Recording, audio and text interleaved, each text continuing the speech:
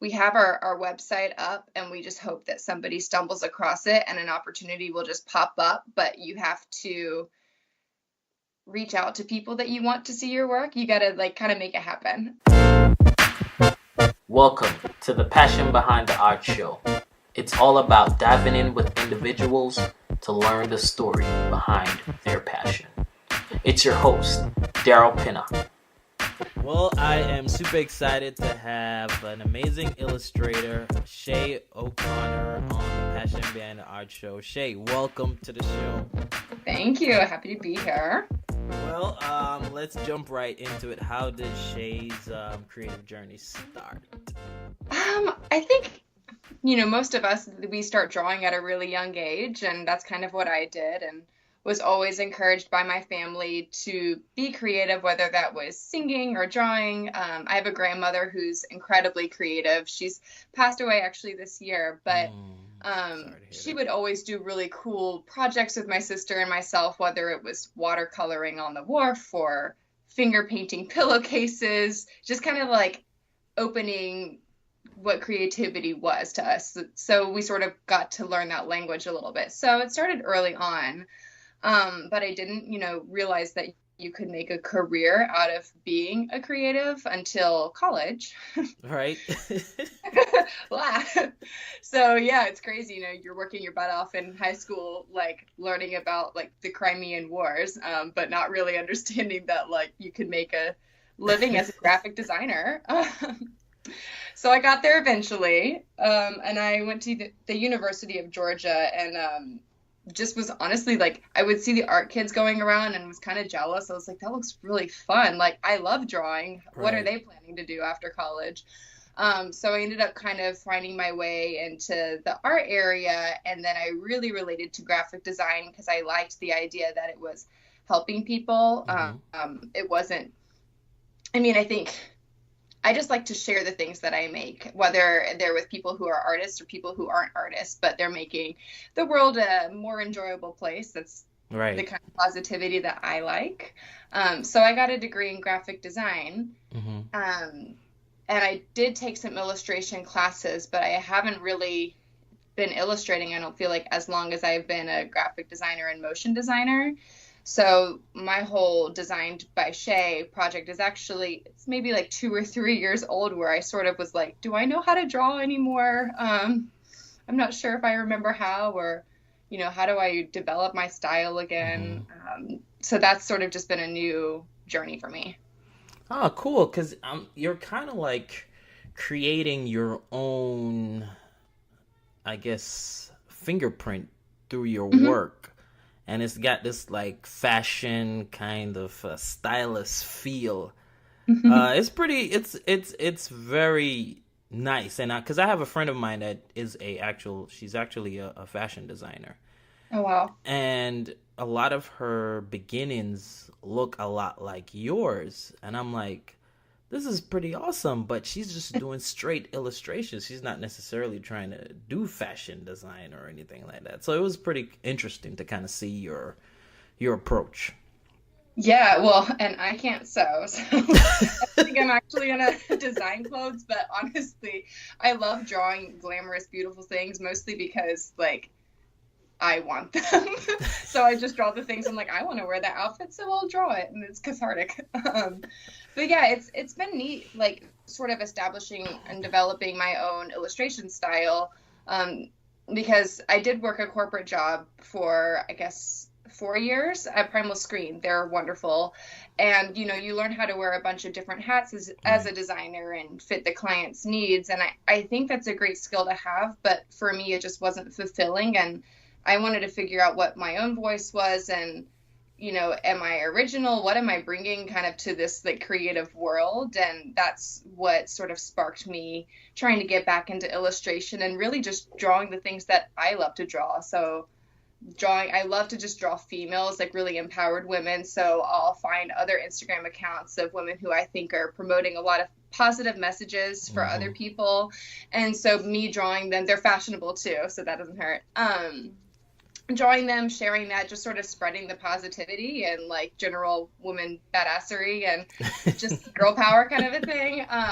that's sort of what I just love to draw. I also draw guys too, because guys are great.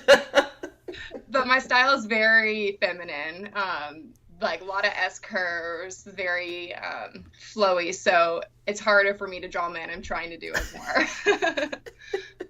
Hey, it's no worries. It's good to look at, so no worries at all. So currently, you are doing freelance full time. What are you doing currently? I'm doing half and half. It's actually a little different. But I was working full time, and then I quit my job and decided to do freelance full time. And one of my clients was Rhyme and Reason Design. And I worked with them for about a year or two and was also freelancing and doing my own stuff, growing my Etsy shop and figuring out my illustration. And within the past year, I have signed on with them part-time. So like Monday through Wednesday, I go into Rhyme and Reason and I do motion design and graphic design and some illustration, but not like the Designed by Shea illustration. It's more client-based, a little bit more corporate. And then Thursday through Sunday, I am doing my own stuff. So it's kind of a great mix for me. Like in this phase, I really, and you know, the Rhyme and Reason crew, they're so delightful and lovely to be around. So just like, it's a good camaraderie, a good office atmosphere. I really like being around them. But then I also like having my own time and controlling my own schedule. So I'm like half right now. I mean, to be honest, that's kind of like a pretty cool mix. Oh yeah, shout out to Karen and Scarlett and all those folks over at Rhyme and Reason. Love them, love those guys. But that's a pretty cool mix to kind of have. Okay, you get to go Monday through Wednesday, you're at your job, and then you get to the rest of the week to do your thing. I like that. It's cool. It's a unique situation, and I'm really grateful that they were okay with it. You know, I think a lot of employers would maybe be a little like freaked out, like we need you the whole week. But luckily I do work really fast, so I'm able to get what they need from me done during the week and during the time I'm there, and then can float away to Designed by Shea Land Thursday the rest of the time. So it's crazy. I'm still trying to figure out the balance because I am definitely a workaholic. If I'm not doing anything, if I'm waiting for something to do, I'm like, well, I guess I'll just draw something. Right. So you never stop. So I'm trying to figure out that balance. So what was it like being a part of the championship team at Incourse? Oh man, that was awesome. Scott Brinkley was my amazing partner. He actually won the previous year. And actually last year was my first time at Creative South. Oh, okay. I'd never been there before. And Karen was like, we should sign you up for Incourse. And I was like, okay, cool, whatever. Like, sure, sign me up. And he didn't really know what it was. Oh, sorry, that's my dog. Ella, come here. Sorry in advance for any interruptions. I have a cat and a dog in here with me. No worries. But yeah, so she signed me up and I was like, whatever, sure. But then didn't realize it entailed like being on a stage in front of like hundreds of people. Everybody. On a giant panel. So that was a little overwhelming day of. But the cool thing is Scott knew what he was doing and he kind of like had a plan, and I was like, sure, like what, you've won this before, I will follow your lead on this, like let me know how I can help. So I did some hand lettering and he did like a chunk of the illustration work, and I did like kind of the borders and filler and stuff like that. So it was good teamwork. Yeah, it was pretty cool. Scott won the year before, and it trust me, you were in good hands. Yeah, literally. Yeah. So, are you thinking about trying to do it by yourself? I'm not even sure if they're gonna do that this year. I'm not sure. Yeah, I don't know, because last year that was the first time they did teams, right? Right. Yes. This is the first time I've seen. Yeah, this upcoming year, if it'll be solo. If it is, I would definitely give it a shot. Why not? Okay. Cool. You do one of your Shea O'Connor illustrations on a full panel. Yeah, bring it on. I actually really want to do murals, and I'm trying to figure out a way to make that happen.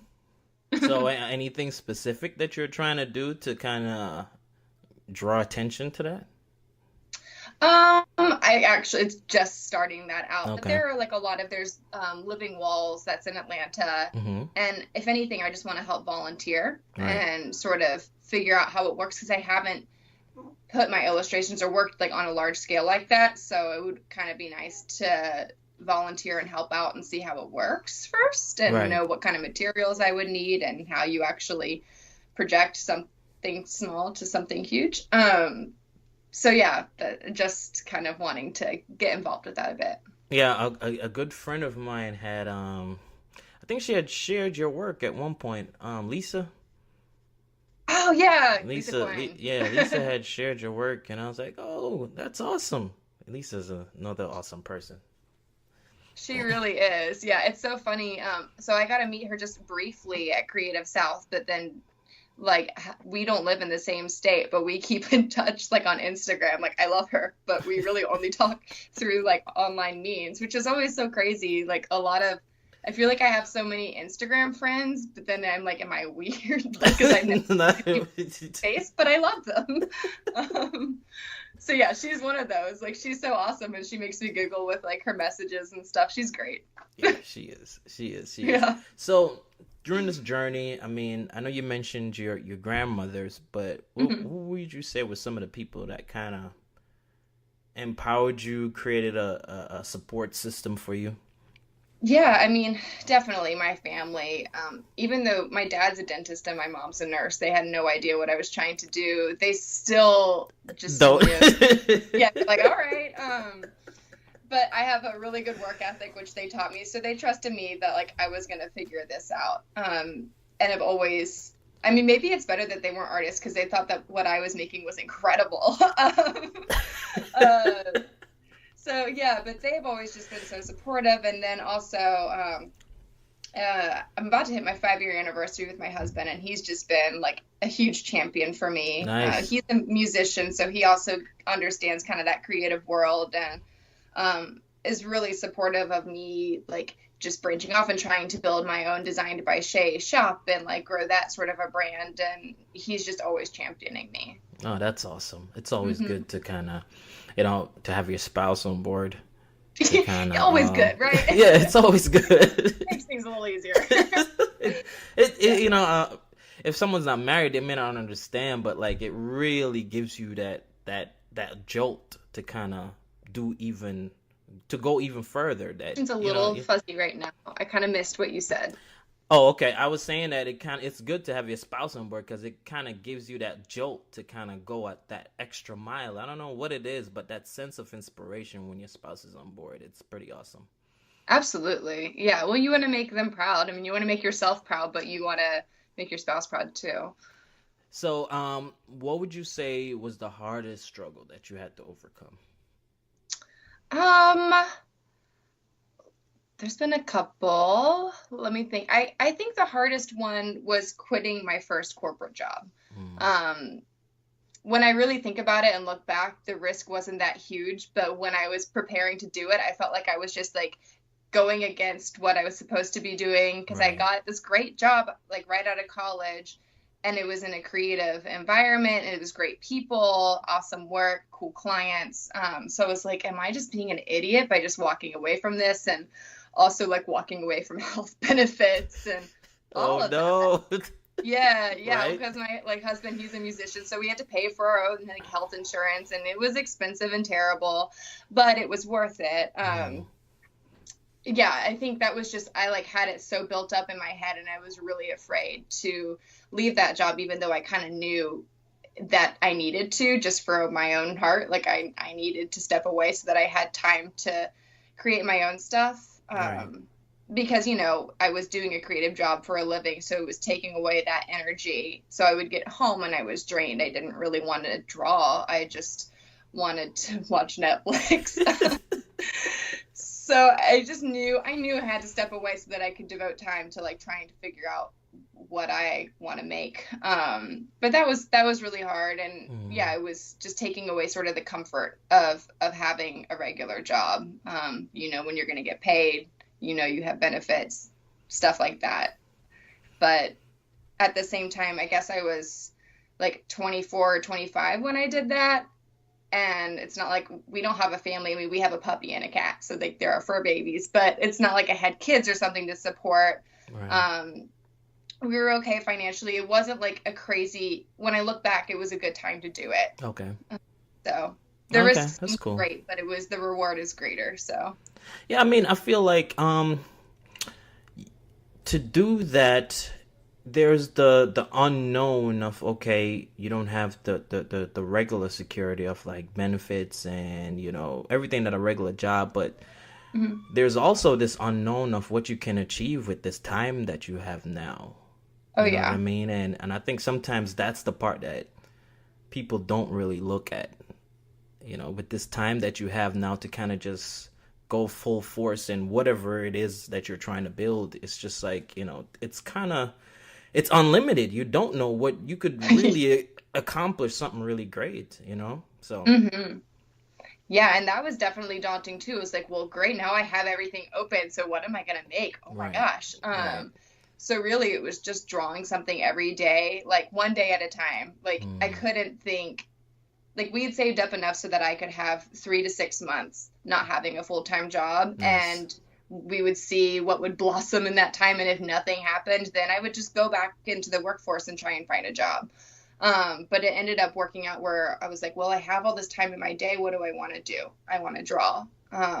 Wow, my drawings suck all over again. Like I need to practice. So I just practiced every day and then sort of reestablished my style and threw stuff up on Instagram to see if it was connecting with anybody. And actually it was. And people started following me and asking if I had art prints available for sale, which I had never even considered doing that. And then there was a need, so I opened an Etsy shop and started figuring out how do I manufacture my prints and what's my packaging like and how do I figure out shipping, and it just sort of unraveled and went into all of that. It was pretty cool. That's pretty cool. Shout out to your husband. Shout out to your Yeah. husband. Yeah, Philip. So, what is the first hour of Shay's day? I guess you have two different type of days. You have a day Yeah. when you have to go into rhyme and reason, and a day when you don't. So, what's the first hour of those two different types of days? Like the first hour of my work, or like Yeah. just Well, I mean, I really leave that up to the guest to kind of. It's gotten pretty crazy, but it's a you choose. You choose. we'll just go with work. I basically wait until last minute to wake up, so I'm usually scrambling. But when I get to Rhyme and Reason, the first thing I do is I check, we have Trello, and I make sure I see what my list is, and I just prioritize my day, Okay. because I'm always trying to think, I want to make sure I get my stuff at a really good stopping point on Wednesday so I don't leave anybody in the lurch. So Right. I check Trello, and I get some coffee, and I eat a breakfast snack of cheese and nuts, and get to work. Get to work designing. And then when I'm home, I also make coffee, but I don't eat breakfast because I just want to get to work immediately. So I just drink like 2 cups of coffee and get started drawing. So, I mean, what is it like? Is there some kind of adrenaline when it's time to kind of like jump into Design by Shea stuff? Yeah, well, it's this constant balance of I have my Etsy shop, which is really time consuming. So a lot of times I need a full day just to print and package and like make sure everybody has all their orders and that's all organized. And I take commissions too, so making sure that people have gotten like their black and white sketch and that's Right. approved. And now I'm into color. So I have like my Etsy shop days, and then I have like days where I'm trying to make new art and new content and stuff that I care about too. That's cool. It's sort of a mix, and sometimes I spend a full day doing like Design by Shea Etsy stuff, and sometimes I do Design by Shea like personal day. Hmm. But a lot of times it's just a weird mashup. Like I don't really have a plan or an agenda. I just go with it. And coffee fuels me. All right, so what is that thing that you can't live without that's not your phone? Oh man, there's so many things. I would say like creative wise, the Kyle Mega Brush Pack. I use that in Photoshop. And now it comes with Photoshop. I think it's included with the Creative Cloud package. Hmm. But that was a game changer finding those brushes because they've got nice texture to them. And so I do digital art. I draw on a Cintiq, and it's Okay, awesome. cool. And I really like things to feel hand done, but I'm drawing them digitally. So the Mega Brush Pack has a lot of great textures and kind of grittiness and that hand done feel that I really like. So yeah, those are a game changer. Okay, cool. All right, Hmm. book recommendations. Okay, I love books. I think one of the first books that I read after I had quit my corporate job was Girl Boss by Okay. Sophia Amoruso.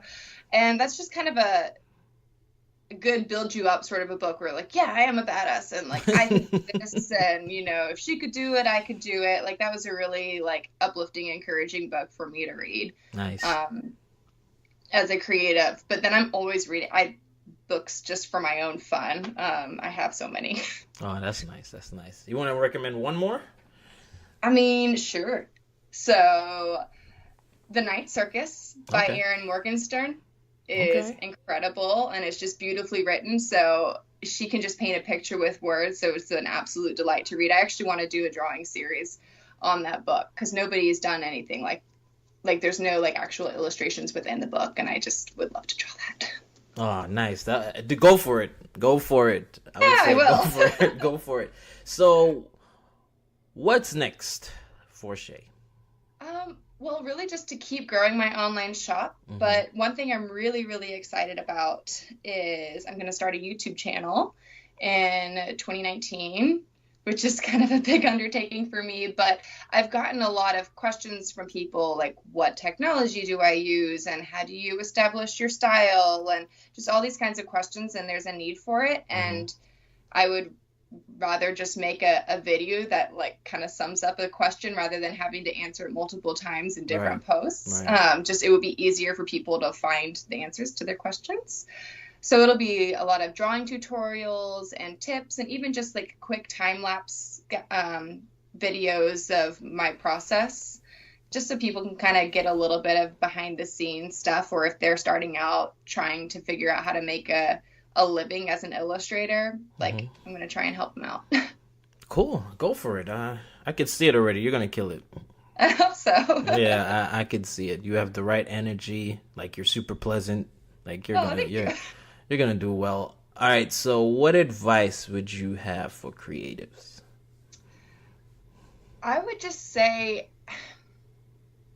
put your stuff out there and make it happen for yourself. I think a lot of us we have our website up and we just hope that somebody stumbles across it and an opportunity will just pop up, but you Mm-hmm. have to reach out to people that you want to see your work. You got to like kind of make it happen. Right. Right. So even with Instagram was a huge tool for me. It's a great tool for creatives because it's such a visual Right.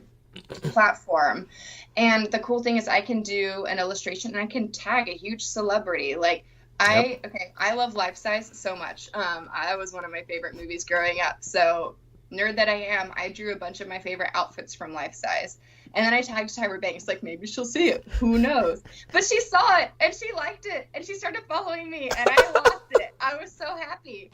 And Life Size 2 just came out and it's amazing. But it's just stuff like that. Like I'm small potatoes, but it's cool. You can make relationships with bigger people and maybe you can find big clients that way too. Like I get my commissions, my work through Instagram. People find me on Instagram and then they find my Designed by Shea Etsy shop. So just kind of putting yourself out there and not being afraid to reach out to people. It's true. I mean, I definitely agree with you. I'm a big fan of sports. Did some ESPN inspired work, Nice. and one of the hosts on ESPN liked the stuff. Got a few connections through ESPN on one of the radio shows. So it's like Yeah. it's actually really true. I mean, I would recommend everyone to do that because you just never know. I mean, it wasn't really planned, but you just never know. Right. The worst thing that happens is like they don't react, but the best thing that happens is that they see it and hire you. Right, exactly. Yay, internet. So it's changed everything. So where can people go to find out about Shea? Sure. Instagram is great. That's Designed by Shea. Designed, period, by Shea. And then it'll be the same thing on YouTube. It'll just be Designed by Shea. And also I have my website, designedbyshea.com. There's a nice. I love it. The same thing everywhere. Yeah, trying to keep it consistent. Well, I mean, Shea, it's been a pleasure having you on. You're gonna do well, and I can't wait to see what you do in like the coming years. And will you be at Creative South? I think so. I'm still figuring out all of that, but I would really like to go. So fingers crossed. Hopefully, because I will be able to see you. Yes. I think as of this point, I don't think I'm going to miss it. Ever. Yeah, it's so great. Well, thank you for having me. It was lovely to get a chat with you. Awesome. Well, for now, I'll definitely be in touch, but for now, I'm going to let you go. But thanks again for coming on the show. Sure thing. Have a good one. All right, take care. Thanks again for listening to this week's episode. I really appreciate you taking the time out. I hope, you got something from it, that it brought you value, and, you were able to pull some key tips, some key practices that can help you to take your career to the next level and just to elevate your mindset in general. If you want to learn about everything that I'm doing, you can go to DPCREATES.com. That's D as in dog, P as in Peter, creates.com. Or go to the podcast website. That's passionbehindtheart.com. Thanks again for listening to this week's episode. Be blessed.